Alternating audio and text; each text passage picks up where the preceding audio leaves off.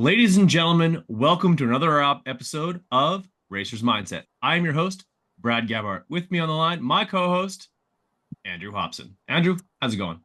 Brad, how are you? How was you were away for a week or so? You went to Loretta's. In that time, I did Tour to Big Bear bicycle race at altitude, which was awesome. It's always a great event. So we haven't done a podcast for a few weeks now. We're probably a little rusty, but I think this one will probably bring us back up to speed pretty quick. Yeah, I did a So little bit of light calisthenics to get myself ready for this. Yeah, it's been a while since we knocked the rust off here on the podcast, but we've got a great one in store. Charles Dow of Icon Fit is joining us. He himself is an icon in motocross fitness and has some amazing athletes that he's worked with. I'm done sweating in the Tennessee heat. You've been sweating a lot doing all of your active lifestyle. And I'd imagine that Charles, you're sweating just being grilled by myself and Hoppo because we're here to absolutely just put the tools to you. I am in the hot seat, but I welcome it. I welcome it. Awesome. And we welcome you on the show. Thanks so much. No, absolutely. Thanks again for having me, guys. We're looking forward to it. Excellent. So before we get into the nuts and bolts of your well of knowledge, which is quite deep, let's start with the foundation. That's where all good houses are built. Where does the crossroads start with you diving into the world of fitness, like acknowledging that you had a well of knowledge that you wanted to then further develop so that you could help others really achieve greatness? You've worked with some athletes that it's they've achieved their peak under you, and then in the case of a guy like Jeremy Twitch Stenberg, a guy who's had an extended career, like I talked to him at Loretta Lynn's. It's actually quite ridiculous that a young man who was shaking his head on the line at X Games 1 or 2 is still going upside down on a dirt bike, and he's flexible and capable because of people like you. Yeah, no, it's been an honor. So working with Jeremy over the years, he's been become one of my closest friends, right? So Nice. to be able to see the extension of his career because of his dedication to health and fitness and being mindful of having a balanced lifestyle, it's just been key. And we talk about it all the time. I mean, Matto just turned 43 like 2 weeks ago. Stenberg is turning 43 at the end of this month, and in a couple weeks, right behind him is my birthday. So we always kind of chat about that. It's like, hey, man, we still feel young, we're in our 50s, but hey, there's nothing really holding us back except for our family obligations and whatnot, and career obligations. But those are all great things as well. But So where does this all start? Like where did you did you I assume you started as a trainer before you started your own gym because yeah, anyone who sort of like branches out on their own, they usually work somewhere and say, "Hey, I might be able to do this myself and I might be able to do it better."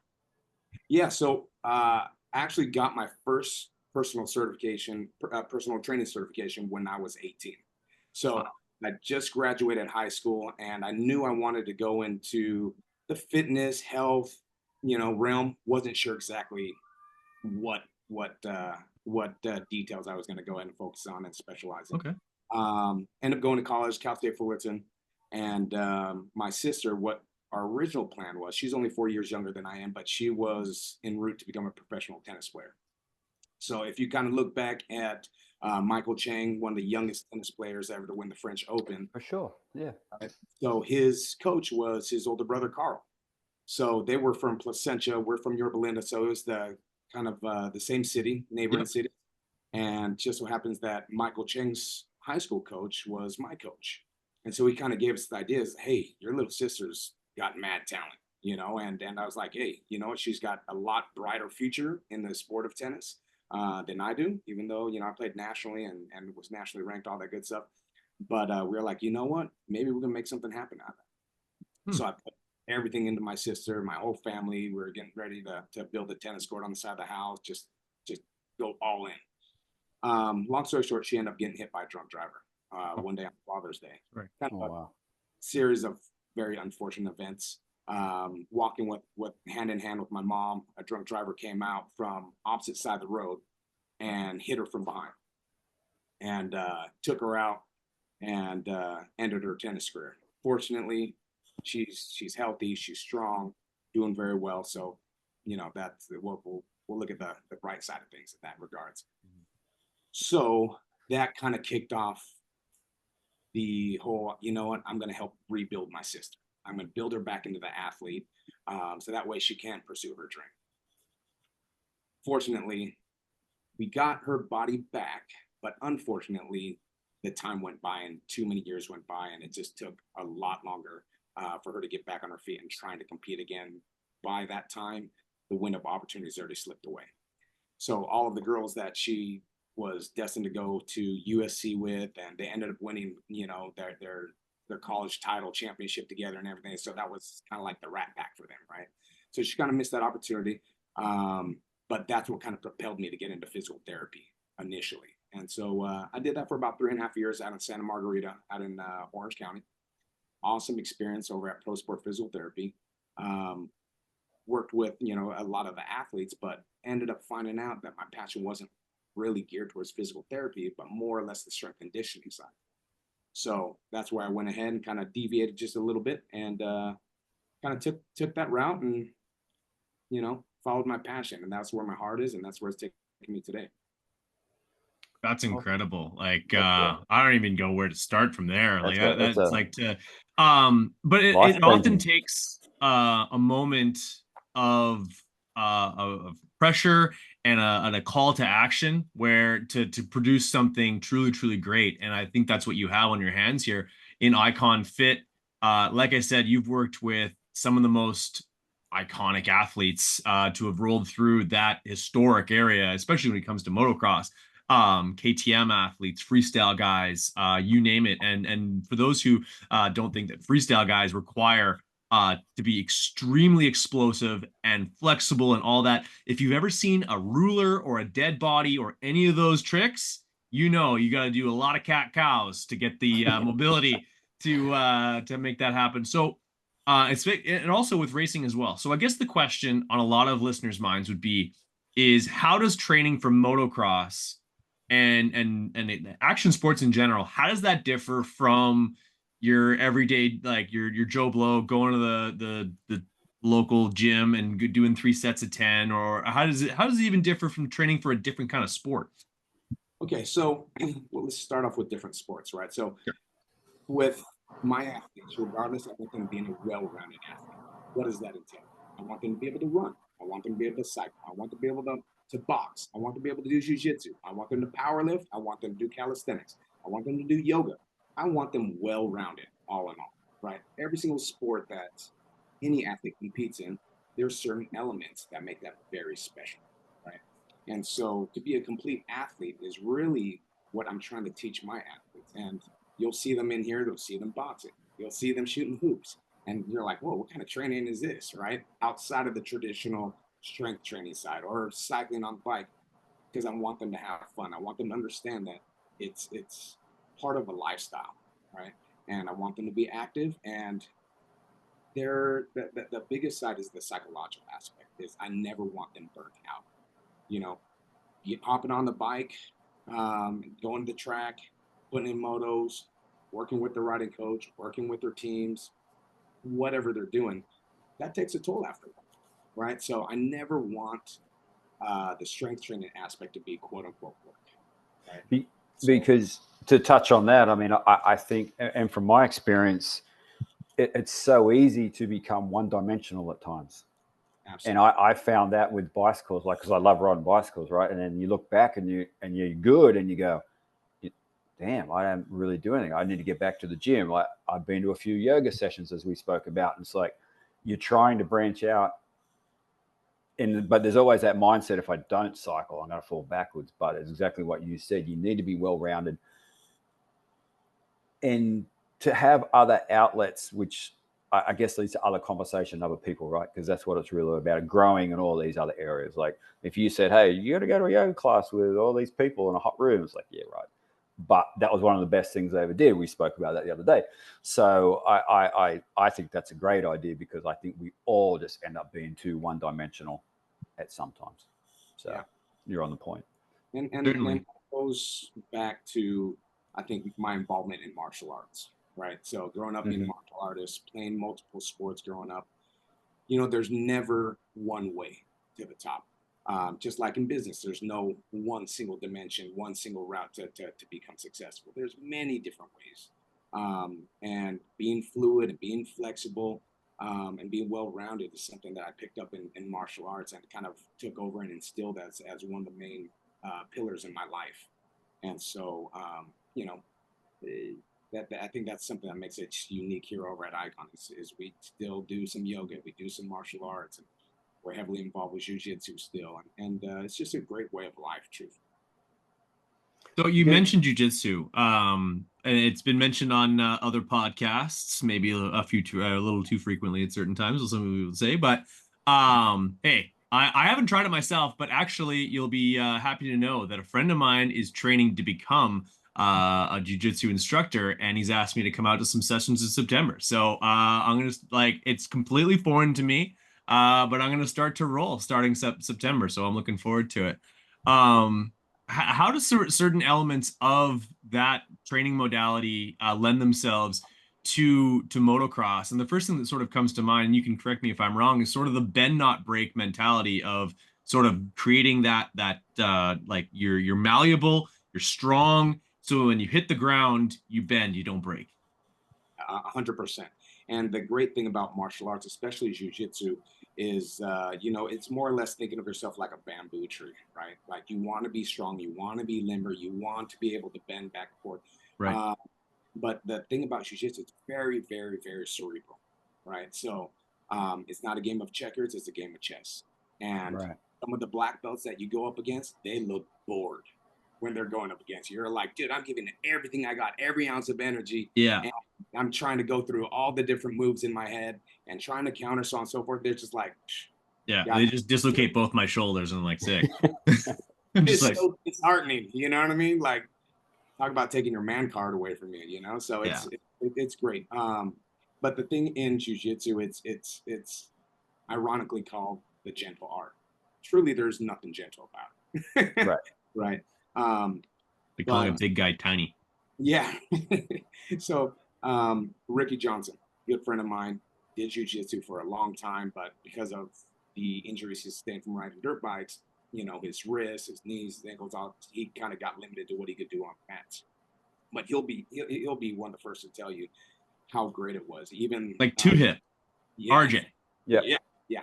This surprises me. I need to see him in a gi. Yeah, no, for sure. He'll tell you. Billy Laninovich, same thing. Used to roll back in the day. I shared a not so quality in with Billy Laninovich at Loretta's. I think that when the question that Brad asked, when you look at my perception of it is like core strength, right? We're on a moto. That bike's basically a gyro. It's trying to bounce out of your hands. You're on one foot. You got that core is just tight the whole time. Mm-hmm. And then when you look at jiu-jitsu, it's kind of the same thing. You're off balance. You're off kilter. Someone's trying to knock you over. Essentially the same as a motorcycle, right? You're just trying to someone's just trying to always knock you down. You're in control. Motocross is wrestling. You're wrestling with a dirt bike. It's 200 pounds.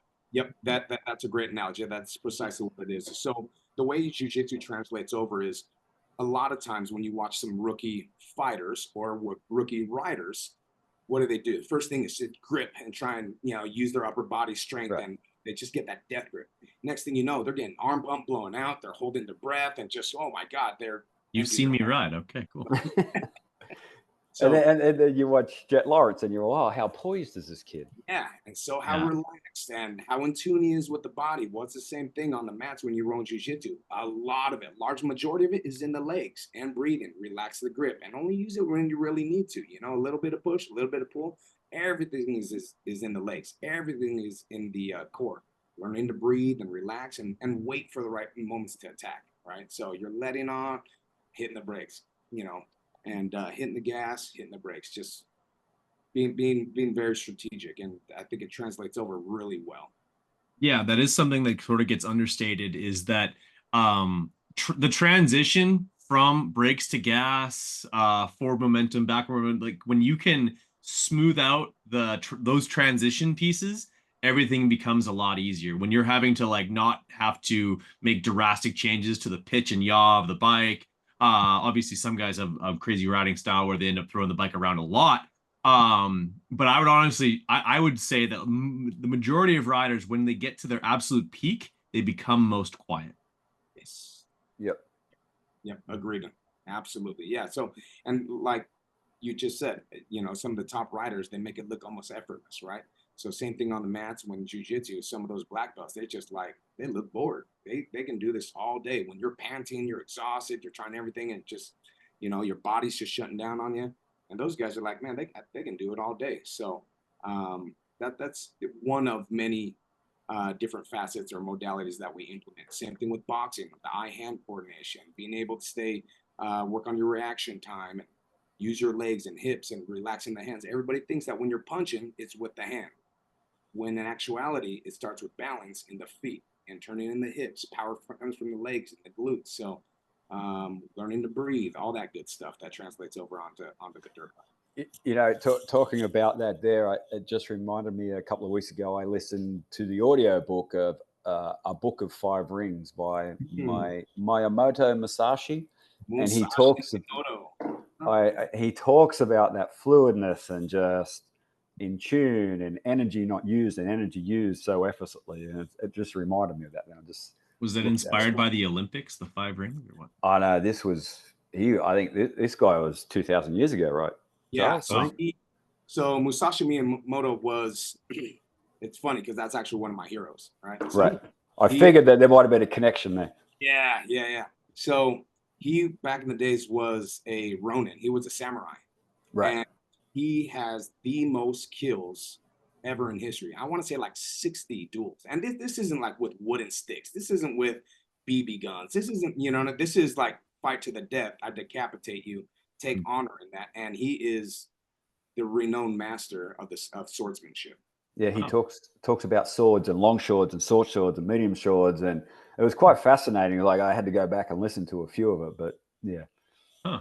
And the thing with him, even though he was a fierce warrior, he was big in the community. He was big into gardening. He was big into calligraphy. He was big in his family, and so what he learned through swordsmanship, he took into everyday life and made that a philosophy, like a way of living. And so, the Book of Five Rings. If you haven't read it, it'll blow your mind. I mean, I love it.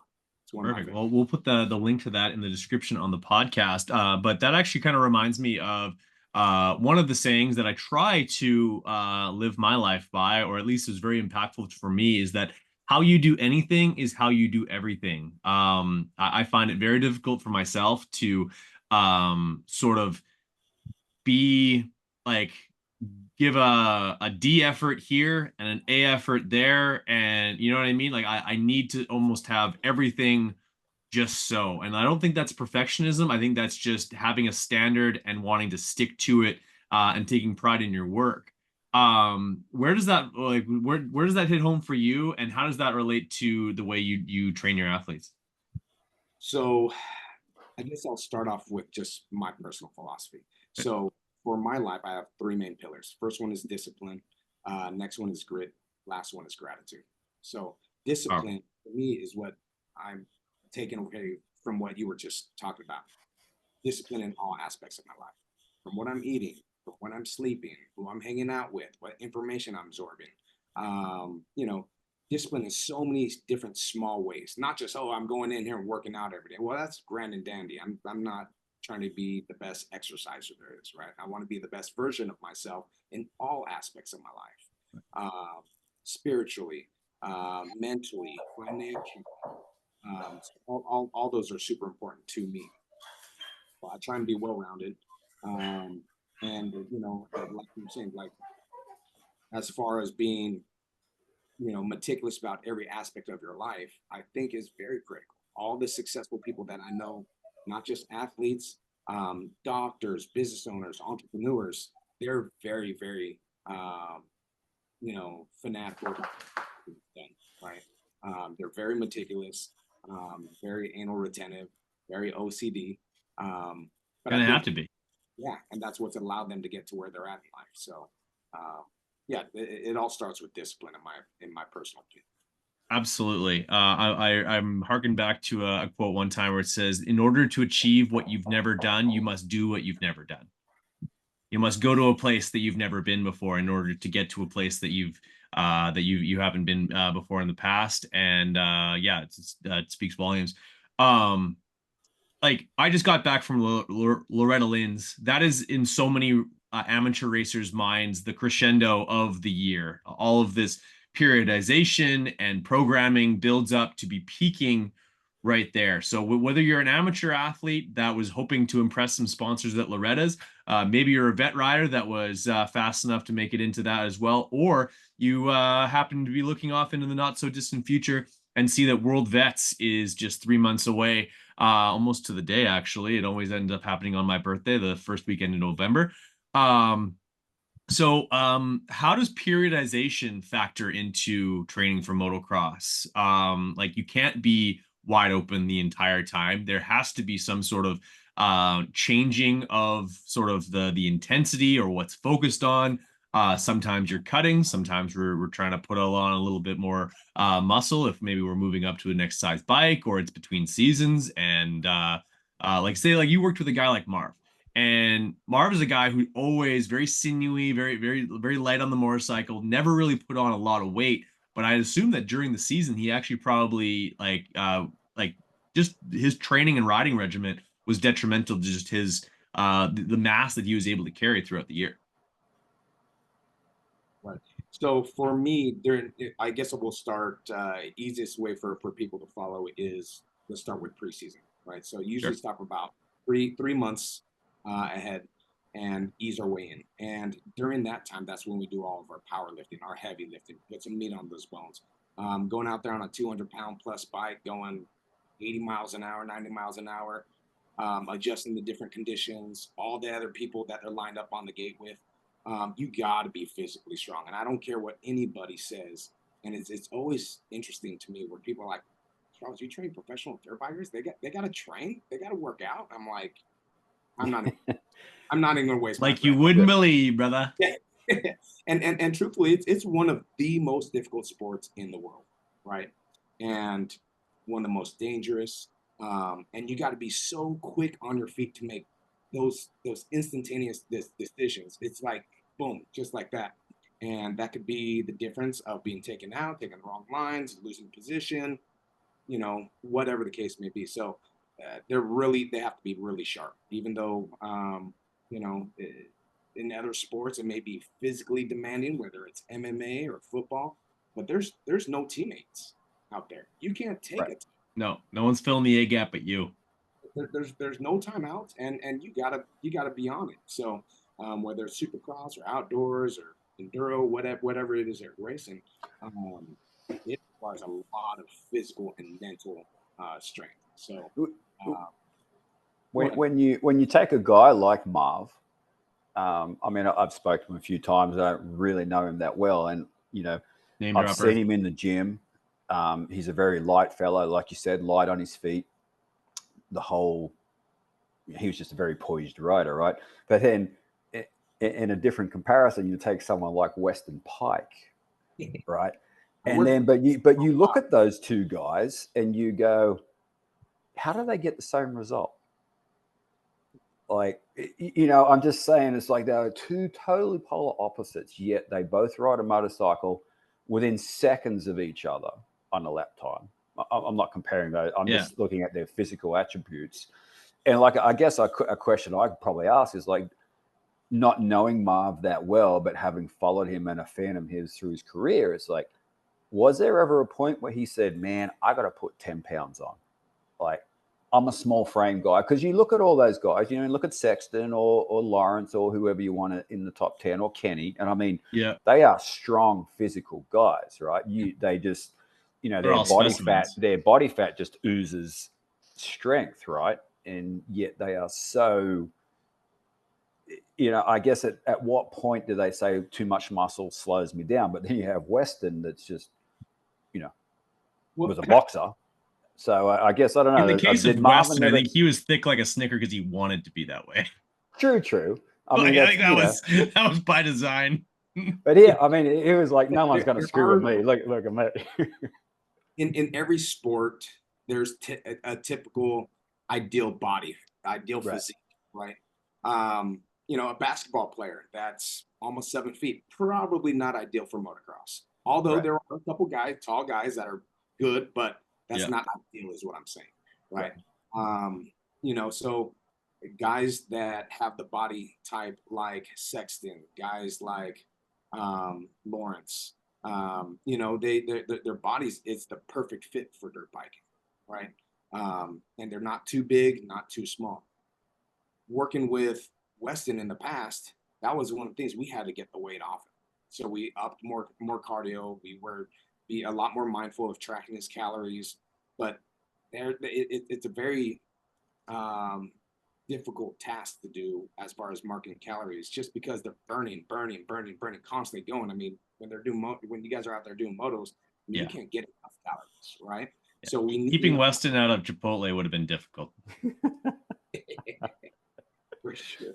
So now it was a lot more endurance. You know, the guys could lift through the roof back in the days, right? Right. So we kind of got away from some of the heavier lifting and did more of the muscular endurance, a lot more cardio, a lot more sprints and stuff like that to really open up his lung capacity, as well as his overall endurance. And you can see it helped them tremendously. And one of the things that we implemented back in the days with Weston was we did a lot of boxing with him. He loved to box, and he learned how quickly you'd be out of gas by holding your breath and trying to punch with your hands. Where you have to be Right. quick, nimble, relaxing the hands, not until you make contact, you know, with your target. And it's kind of funny story is till this day I still train Vince Freesy, and I trained both those Yeah. guys. He's yeah. Man, you guys remember back Hopefully then? not at the same time. Oh, at the same time. Oh, That was goodness. funny story, right? I'm like, oh man, I'm sitting there stands. I'm like, holy shit, this really just happened. Yeah. Yeah, that's a nice little I love that. it's a nice little cherry on top. But nevertheless, so somebody with his body type, I'd have to train differently. Somebody that was smaller, let's say like one of the guys at Loretta's, Jeremy Fapani. You know, he's one of my guys as well. He's upcoming, you know, rising rider, Start. a lot of talent, got a lot of years ahead of him, bright future. But he's genetically a lot thinner, you know. So that was one of the things is we're trying to put some more mass on him. But now that Loretta's over, we're going to start trying to add a little bit more weight, a little bit more meat to his bones, just that way he can be that much more in control of his bike, you know. So especially riding like, you know, he'll be going in racing the 250s and whatnot in a couple of years in pro, and he can't be too light and dainty. And that was the same um, situation with Marv. You know, he's incredibly talented rider. Technique was Right. just flawless. But as you saw, career longevity, these guys are lifting. Their training programs have to evolve as well. So it's been really cool to see how strength conditioning programs have impacted riders and allowed the riders to get on a new level, you know, over the years. So I've been working with guys over for almost 20 years, and now everybody's into fitness. Everyone's now it's a part of everyday regimen, right? So it's awesome. I love seeing it. That's So, awesome. I mean, when you touch on some of that stuff there, if you want to go down this road, it's like, you know, I've seen Tyler Berriman there, Austin Faulkner, and when you talk about Faulkner, that's, you know, the adversity that he has overcome, the injuries, the recoveries. And I mean, I seen him there one day with just a pair of shorts on. I mean, I don't think I've seen a solid guy. I mean, we talked about Pike, but his legs were just like tree trunks. And, Love it. you know, I guess kind of what I'm getting is let's kind of touch on the rehab side of things, because you seem Big to be part. the guy that is the rehab guy to an extent, right? I mean, Berriman's there, he's working on shoulders, you got the gun out, you know, you're working on all these guys. So, you know, I guess the injuries are so common. Do you just kind of ease them back in, or how do you take all those guys? I mean, especially Faulkner, I guess. I mean, I think the guy's amazing to come back each time from all those crashes and still want to do it. It must be an amazing mindset. Yeah, you know what? Austin is a different breed. You know, Yeah. he he is. He's built different. And when you talk to him, he's very intelligent. You know, he's very cerebral. He's very well rounded. But that guy, regardless of what, if he played another sport, he'd probably be top of that sport because he wants it that bad. He's really that stubborn, really that invested and passionate and obsessed with being the best, right? And so he's very relentless. And his mindset is what's going to eventually, hopefully, be the reason why we hold up a championship one season. So, Yeah. poor guy's just been riddled. I mean, I ran into the same sort of thing with Jeremy Martin. You know, I was at Geico when he was there, and it was like, man, the guy just had a heart of gold, heart of steel, but just could never just find that next step. And it's quite sad in ways to see that they never reached their full potential, because I think we'd have some different stories. Yeah, no, I agreed. I mean, I think we can talk about a lot of top riders. Cincerilla, another one, right? Yeah. Yeah, if we want to talk about missing championships, like heck, even a guy like Kevin Windham is on that list. Ezra Lusk, although they kept running into this red-haired kid from Florida that was pretty damn fast. So it might not have come down to fitness at that point. But look, in regards to, like, it's one thing to come back from an injury to sort of return to sport and get that particular save at the body, but say if it's a shoulder or a knee, back to where it needs to be to compete. But there's also a rebuilding of the cardiovascular endurance that needs to happen. Like, I'm sure there's times when a guy like Austin, if he spends 4 weeks, 6 weeks, 8 weeks off the bike, he doesn't just show up and immediately can do 30s. How do you get him back there? So everything that I do, I mean, going back to a couple questions ago, as far as periodization, right? Sure. So as far as that goes, I usually work in 4-week blocks, right? Okay. And there's a foundation. And then you build strength and go, you know, we'll every 4 weeks we kind of retest and kind of transition over the next building blocks. Start adding a little bit more cardio, a little bit more intensity, some more sprints, so on and so forth. But when we first start off, it's just heavy lifting and then base cardio. And then we kind of change it up every 4 weeks from there accordingly. As far as on the bike, Faulkner, somebody like Faulkner works with my good buddy Rhino. And then so he and I communicate and work together tandemly to make sure that we're on the same page, that our program in the gym as well as on the at the track are, you know, working together and is you know, the best plan for Austin at that point. So having open communication with his riding coach Rhino, Big piece. it's a big piece, you know. So, and I think that's important for a lot of trainers to understand that. Me, I'll never tell you how to set up your bike. I'll never tell you what corners to hit. I stay in my lane. I'm your strength and conditioning coach. That's what I focus on. I'll work with you mentally. But then when you can find somebody like Rhino, that is kind of transitions over and we blend together so well, have such great chemistry. You know, we're having such good success with Faulkner last year until he got injured.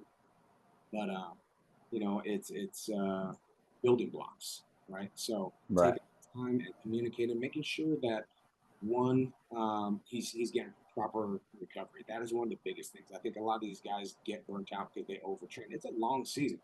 You know, for you and I, when we're not racing, we don't really always see the having to go to sleep at night. Maybe let's say you get an argument with your wife or whatever, but then you know, or you have a newborn and you don't sleep well, or your dog's freaking sick or whatever. Human beings outside of being pro athletes, right?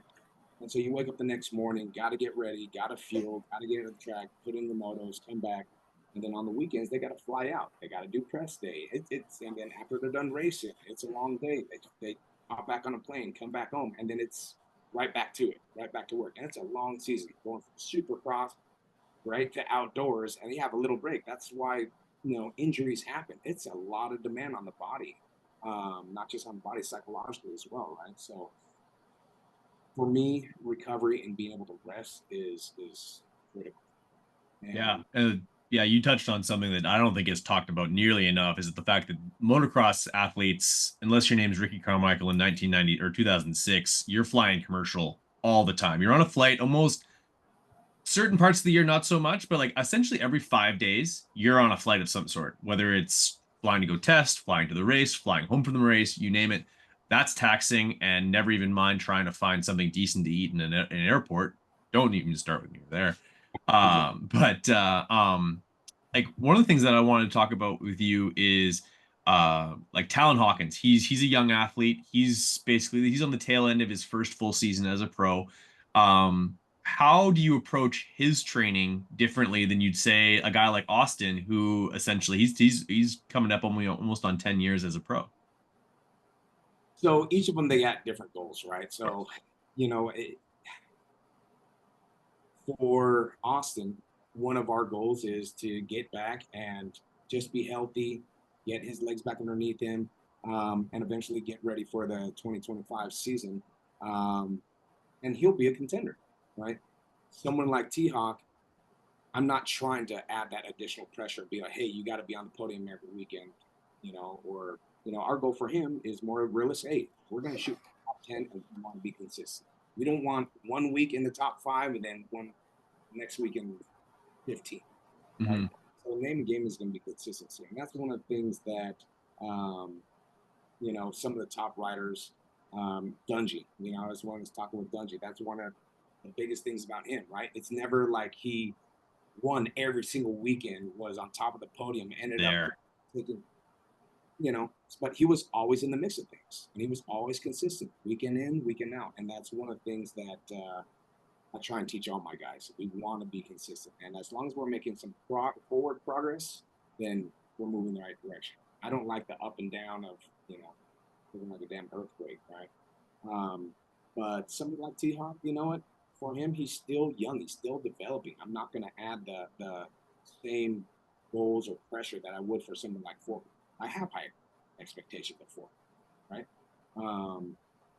And right now, one of the things I don't want to see happen with somebody like T Hawk is him burn out. That kid is incredibly talented, has so much skill on the bike, but he needs to have a lot of fun. He loves to surf. He loves the bike, and I have to make sure I got to be delicate with it, right? And in the sense where he's still developing, still maturing, and over since his he just transitioned over from amateurs to pros, he's learning so much on the bike, about the bike, teams, the politics, all that stuff, like signing deals and making sponsors happy, doing social media, this, that, that. Whereas that kid, man, he'd rather just either go surf or go ride in the hills. That would make yeah. But right now that's not paying the bills. So he's still got a very bright future ahead of him, and we're trying to piece everything together. So his riding coach, Jay Whipple, he and I talk a lot and make sure that we're kind of pinballing him as well. And, I'm hoping that we get a strike of good luck with him here pretty soon. Things start falling. Love it. Also, too, Charles, I mean, we've had some conversations in the past. I mean, you're also a bit of an endurance runner as well, right? You've done some 100-mile races? Yeah, well, not 100 miles, not 100 miles. Not 100 miles. My furthest one is 50 miles. So 50 miles up in Big Bear. And so that's so crazy. That started off, I mean, I'm just going to throw it out there. Just I hate running. I'm good at running. I didn't. That's going to make the clips on the podcast. All right. I hate running, but it was one of those things in my head is in life. I feel like I've always got to do things that are outside of my comfort zone to break through and get that next level of confidence. Right. I love being in the pain cave. I love doing things that are unconventional that I'm not naturally good at, and running was exactly that. I'm like, man, these dudes are animals, and I want to be a well-rounded athlete. I'm going to put my money where my mouth is, and I'm going to go ahead and throw on some shoes and go. Yeah, unfortunately, I think in society this day that's kind of frowned upon, right? But we thrive on that. Like I hear it's like, you're going to do 100 miles on a bicycle. It's like, yeah, why not? Like, that's where I find myself. That's where I find out. I start living like everybody else. Just tell me so I can change things up, guys. Yeah. But you also did you've done some like Spartan type things as well, right? You had some put some teams That's together cool. and made it fun, and again, not one dimensional. Like you're spreading it out. I try and do a little bit of everything, you know. I think being, like you were saying, multidimensional is very important. Diverse. Yeah, adverse and where I started off with trail running is one of my buddies ended up saying, he's like, hey, you know what? I want his 2-year-old son was diagnosed with leukemia, and I want to do a fundraiser. I'm like, I'm in. Let's do it. Little did I know what I got myself into. Yeah, you didn't ask enough questions, but I appreciate your enthusiasm. Yeah, yeah. And they're like, okay, yeah, it's gonna be trail run up in Big Bear. I'm like, all right, well, I like Big Bear. I've camped there a couple times, had a good, couple good memories, and so on and so forth. I'm like, all right, I think I'm physically, in shape and mentally tough. I can do this, no problem. Sure. And keep in mind, this was a 50-mile race.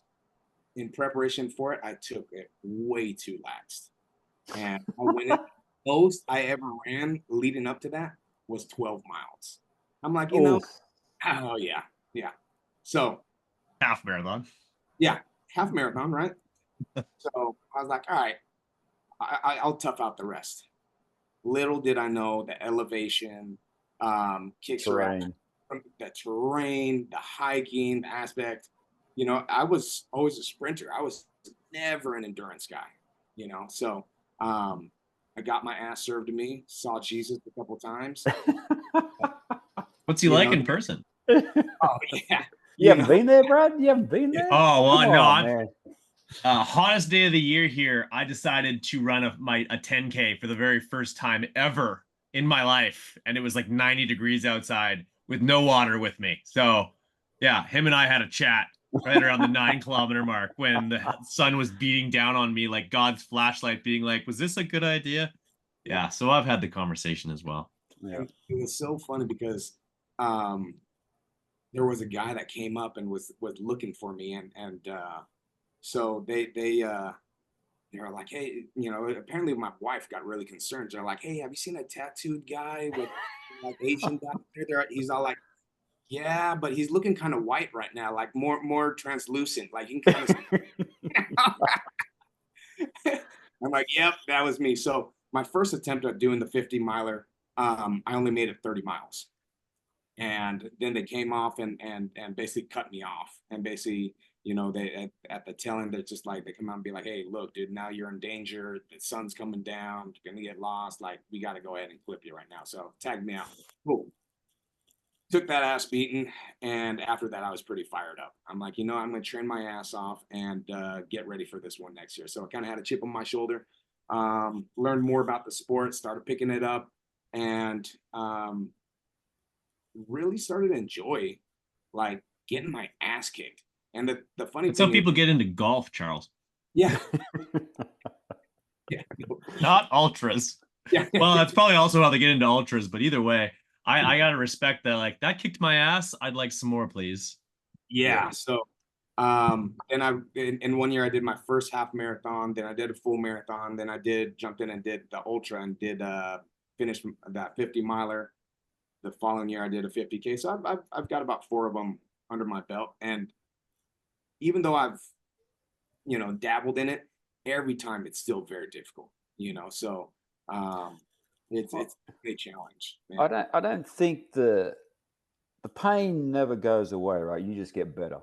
Yeah, and That's all. That's all it is. you become more tolerant to it, and Right. you build a um, calluses, for lack of better words, and you become conditioned for it. So, and you're Alice tolerant. the mind. Yeah, yeah, and then that's exactly it. I mean, that's one of the things about like guys like David Goggins that I respect so much is doing hard things all the time. So that way you build these mental calluses. And Hoppo, what you were saying earlier, I think a lot of people are too soft this day and age. Like going out and doing. I think they lower their standards to where people have this generation has gotten really soft, and I'm not an advocate of that. So No, I mean, I just try and live. I mean, we Your spoke about t-shirt, this. for those who are listening to the audio version of this, Charles' t-shirt says "Comfort breeds weakness." So, you're literally wearing that statement on you right now. So, So a couple of years ago, Unintentional. I did Goggins's 4x4x48. Right, I ran it. I'm going to do it. So I trained and I ran around, and I'm not that good of a runner, but I'm going to do it. And I screwed the math up, and I did 54 miles instead of the 48 because he didn't want it on. He didn't want it public on Instagram or social media at the time for some reason. He was raising a charity thing, but he put the start time down as 5, right? Or 8. I can't remember what it was. But anyway, it was East Coast time, but it didn't say that.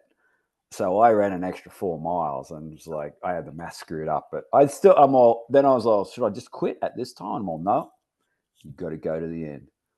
But the biggest mistake I learned from that was I did not do anything for a week after.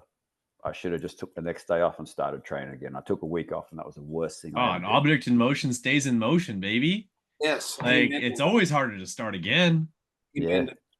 That's one of the things truthfully about this running ultras is after I'm done running ultras, I'm done for several months of running. I'm over it. Yeah.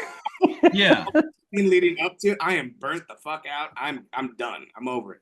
And but then those a couple months go by, I'm like, damn it, why didn't I keep going? Why didn't I can taper off, take some downtime, but still keep running and kind of rebuild the base again. So yeah.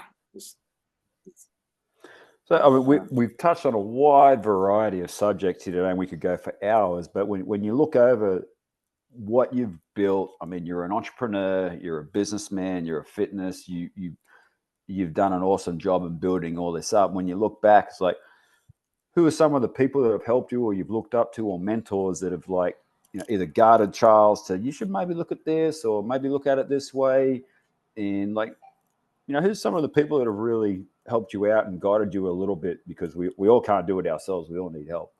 Yeah, no, 100%. And he probably the first person that comes to mind would be he's like a father figure to me. His name's Michael Gibbons.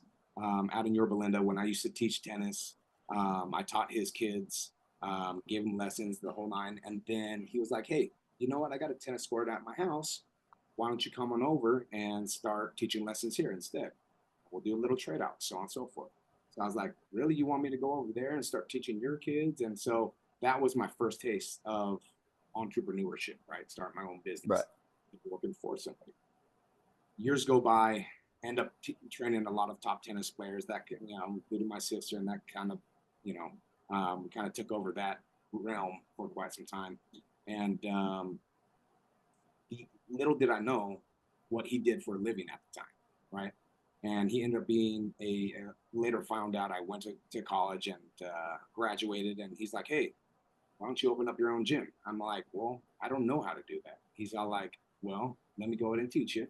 I'll give you the foundations. I need you to do the research, put together a business model, research how to put a business plan together. I'll help guide you. I want you to put the systems together, so on and so forth, all this stuff, all the marketing then." And I'd meet with him every couple months, and he'd be like, "No, change this. This is what I would do, da, da, da." And to find out he was a venture capitalist. And he's Nice. Oh yeah. So back in the day, there was a furniture store called Krause's Furniture, and when he graduated, he took over that. He started as a salesman, ended up becoming a manager, ended up blowing it up, and from one location, blew it up nationally. Now, then he went ahead, took that same system, and implemented it into soup plantation. So Okay. Soup plantation. Yeah. yeah. So um, obviously he knows what he's talking about, right? So very, very successful, but one of the most humble people I've ever met in my life. Also, one of the most grittiest people I've met in my life, meaning he was a mountaineer. So his passion was he wanted to go and summit all 7 summits of the world, and including Everest. Wow. Yeah. So if you ever watch any of those mountaineering documentaries, it's bananas. It's just a different world. And for him to go ahead and accomplish that, everything that he's done, raise his family to be just outstanding citizens, in the community. That's really where I kind of lucked out and had his guidance, and I would attribute a lot of where the foundation of where I've gone is because of him. So yeah, lucky, man. I love it. Honestly, we like Hoppo said, we could go 1,000 different directions. We could talk about adrenal fatigue. We could talk about different exercises to go to when returning to sport. We could talk about the fact that most people would be curious to find out whether or not a professional motocross athletes even tape their ankles before racing, because that's something that like a lot of like you've seen it in football, you see it in hockey. Yeah, you don't see that a lot, especially on like the athletic therapy side when it comes to motocross. But maybe we save that conversation for another day.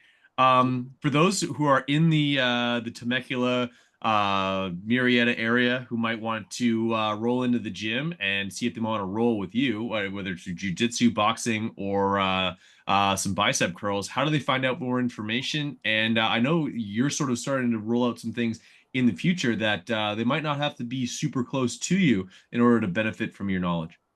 Yeah, so you can come check us out. We're in Marietta, Icon Fitness Studio, right next to Carlson Gracie Jiu-Jitsu. It's our headquarters, our West Coast headquarters here, and very close to the KTM headquarters as well for North America.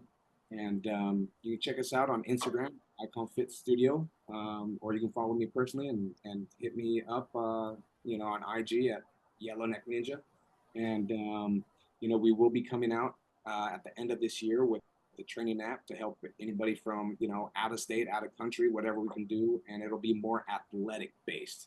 That includes professional athletes, amateur athletes, weekend warriors, but it's not going to be geared towards, hey, I want to have a bigger chest. Hey, I want to get ready for a physique contest.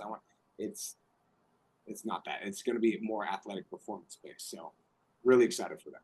That's Perfect. awesome. They want to boost up the bench press. They can do it on their own time. Yeah. Charles Dow here on the Big MX Radio podcast. This has been another episode of Racer's Mindset. Thank you so much for joining us. This was so much fun. Hey, thank you, fellas. I appreciate the opportunity again, and definitely looking forward to doing it again soon. Awesome. Awesome. I Thanks so appreciate it. much. Thank you, sir. Yes.